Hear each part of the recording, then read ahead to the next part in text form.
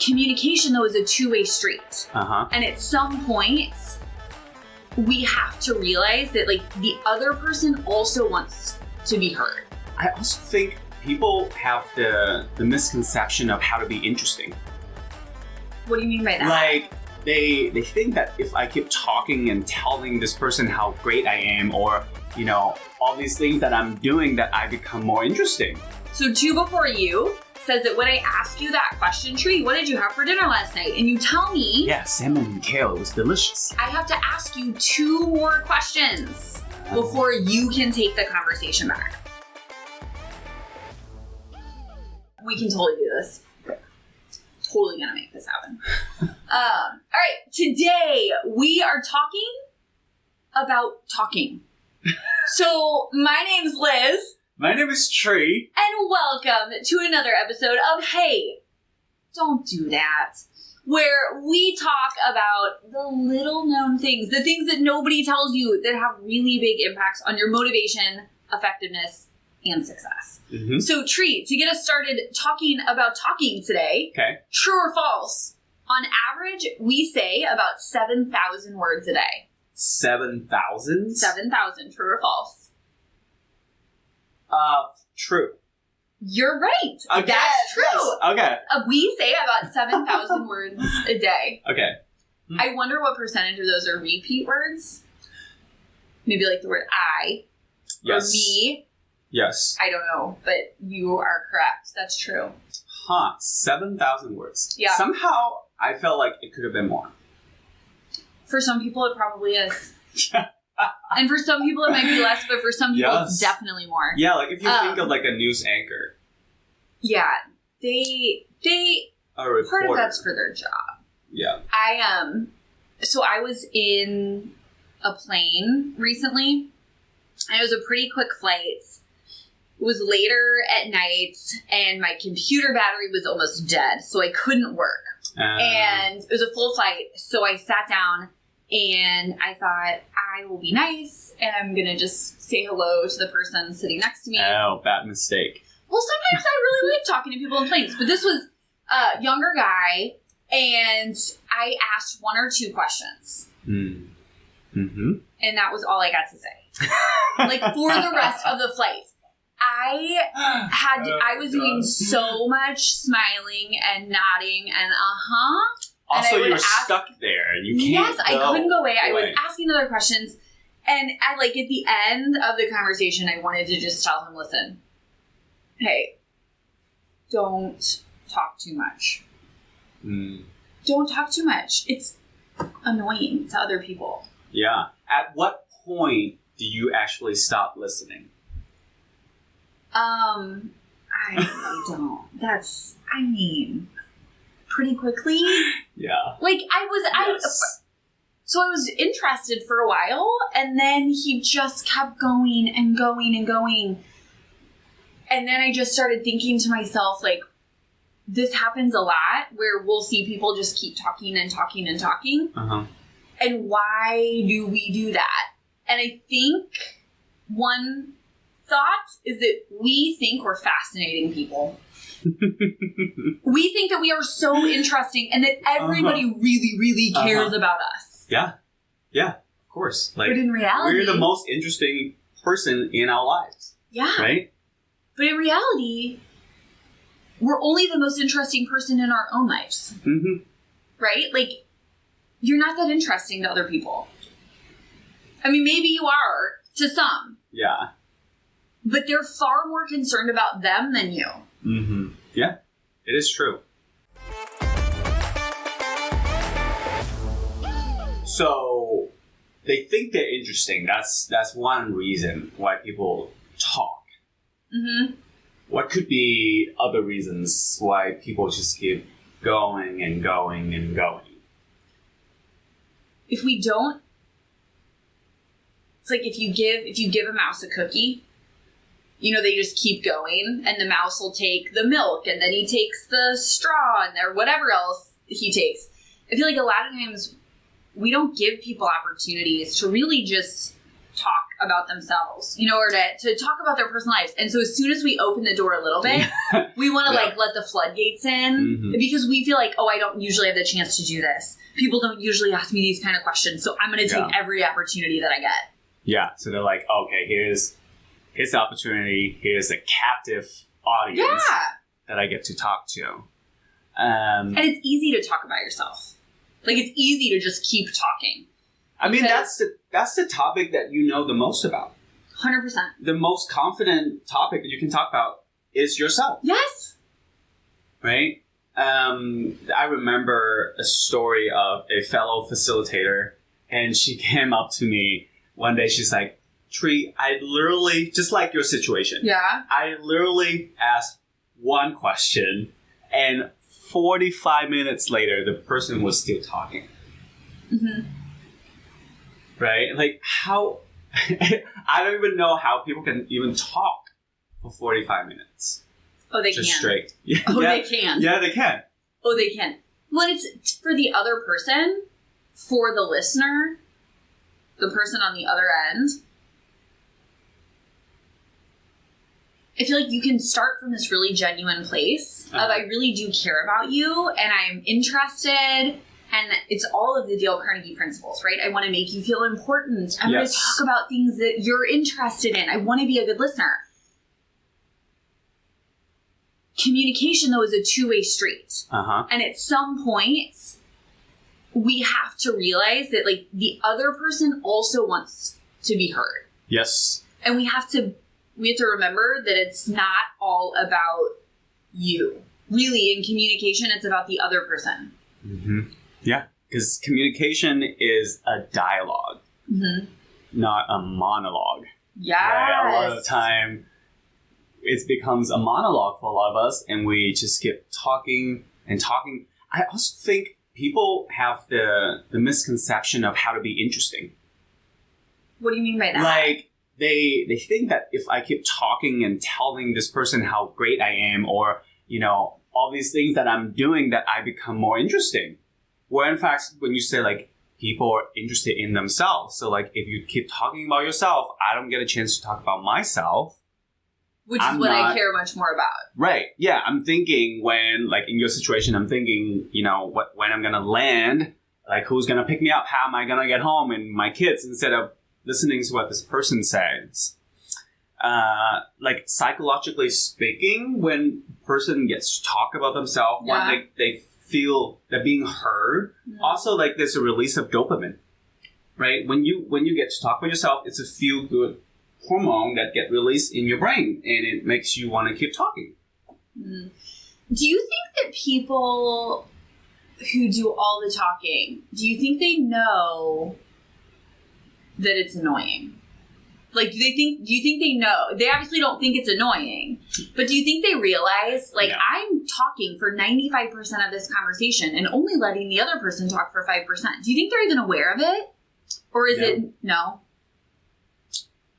There's a serious lack of awareness if somebody asks you one question and you're talking for 45 minutes. So either a serious lack of awareness, or you really need to vent. Yeah, because sometimes you really do. You just say, like, listen, I need somebody to listen right now. Yeah. Like, I need to just get whatever I have out. With that scenario, though, you have some intentionality going, like, I really need someone to listen to me right now. Versus, whenever I get to talk, I talk. Mm-hmm.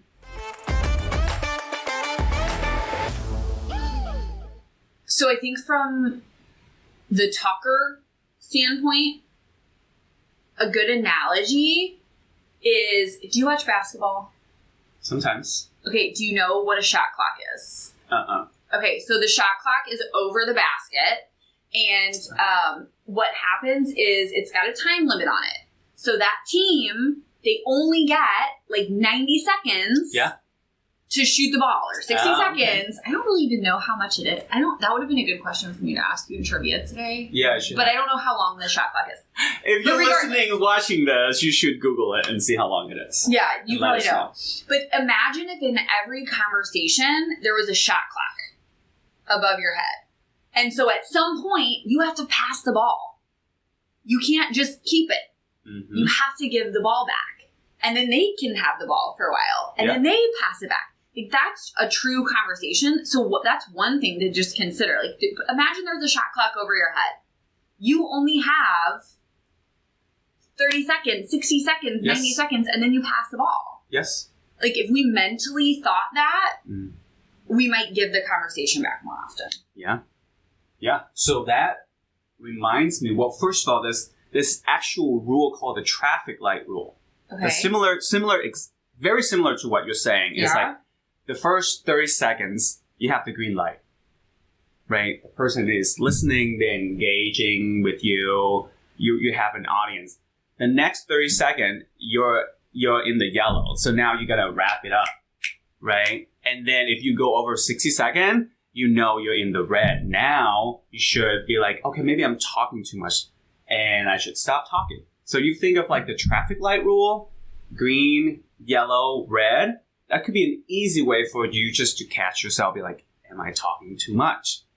That's good, Tree. I have never heard that before. Yeah, apparently it's a technique that you can use. Green, yellow, red. Green, yellow, red. I think it's also hard for people because we're not very concise. And so we just keep rambling and rambling and rambling. I think it was Mark Twain, his quote, right? I would have written you, please pardon the long letter. I would have written you a short one, but I didn't have enough time. It's so easy to go on and on and on. And it's so much harder to just, whoop. Yes. What do I want to say? I'm going to say it and then I'm done. Yes. So when we think about in business settings, what happens when a manager or a leader just dominate the whole conversation in a meeting? Like, what's the danger or what's the disadvantage of doing that? Well, people tune out immediately.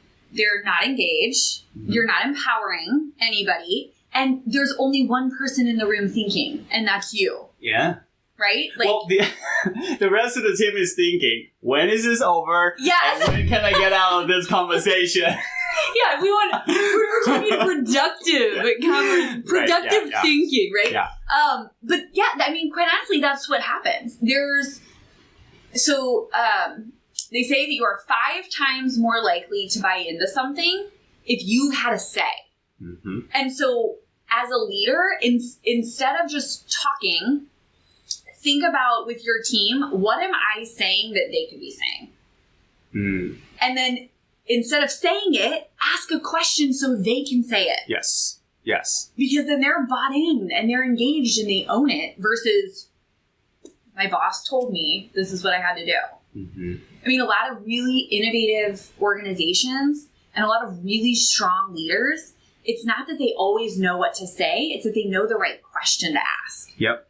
And by asking the question, they don't talk too much.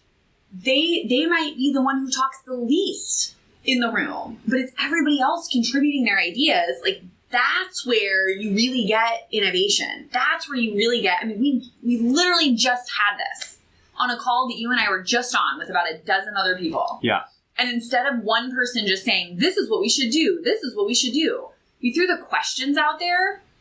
Let people go come up with their own ideas. Let people think through these things. Yeah. And then people were so much more bought in to say, oh my gosh, this is what I'm going to do. I want to take this. I want to apply this. Versus saying, you have to do this. Yeah.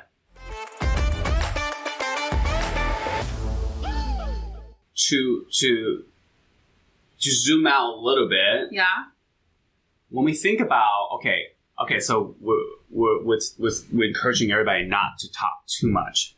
And then now we're going to talk about like, okay, so how do we not talk too much, right? So if I zoom out, I can think of two M's. Two M's. First one is mindset. Okay.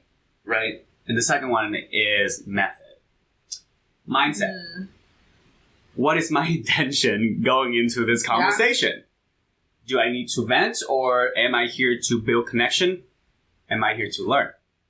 Because when you go into it, yep. Like if that person on a plane really wanted a captive audience to put on his own, I don't know, comedy show, right? And a lot of time we're not aware of what our intention is coming into the conversation. Okay, and then, so our mindset, we set up the right mindset. Okay, so, all right, so my intention is to connect. And then we ought to have the method, right? Intention is not enough. You got to have, okay, so how do we do it? So like your traffic light. Yes. That's the shot clock. Yes. Do you want to know a fun tool? Yes, of course. Okay, so it's a simple rule. It's called two before you. Uh-huh. So what love that rule. What happens in conversation is you ask someone a question, and I say, Tree, what did you do for dinner last night? Yeah, I had salmon and kale. And our immediate reaction most times is to then take the conversation back and say, oh my God, Andrew made salmon last week for me and it was so good. And because now it's back to you. Now it's back to me. Like it's my turn again. So two before you says that when I ask you that question, Tree, what did you have for dinner last night? And you tell me. Yeah, salmon and kale. It was delicious. I have to ask you two more questions before you can take the conversation back. So I might say, oh, how did you prepare your salmon? Who did you eat dinner with? Did you have leftovers? Yes. Where did the recipe come from? Before I can take the conversation back. Yeah. It's a really simple method to make sure that you're not just taking every opportunity you get to make it about yourself. Yeah. Two before you. I love that. What else you got? Well, there's a whole other component to it. Communication. Because people who talk too much, do you know what they don't do any of? Listening? Yeah, listening. We don't do any listening. And I think for those people who are really good listeners, that's where it can be the most exhausting or the most annoying. Because we want to let the other person talk. We know that it makes them feel important. We know that it makes them feel valued. But if we could work on our listening skills in conversations and not just think about what can I say, but think about what can I learn? Yes. Like, what can I learn in this conversation? And really focus on the listening side versus just the talking side. You will have to talk less.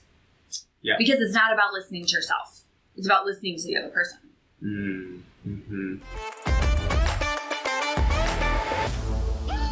So, in summary, quick actions that we can do to not talk too much. Close your mouth.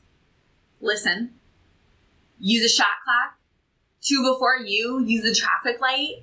But when we do those things, when we talk less and let other people talk more, they like us more. They're more willing to work with us, and they're going to take ownership of ideas. Yeah. And then when we realize we talk too much, just stop and ask the question. Mm-hmm. And that's how we can re-engage the person. Yeah. Are you ready for some questions, Tree? I knew that's where we're going. Are you ready for some questions? Because I think it's trivia time. Yes. So all of our questions today are about talking, because that's what we I gotta remember that about. Like the keyword of each episode, because it's gonna help me answer the trivia questions better. I don't think it's gonna help you on these. Oh shoot. Yeah, I don't think it's gonna help you on these. Oh, okay. So, don't let me down. Okay. You're gonna have 30 seconds. You have 5 questions. Okay. Ready. All right. How many words does the average person know? Oh my god.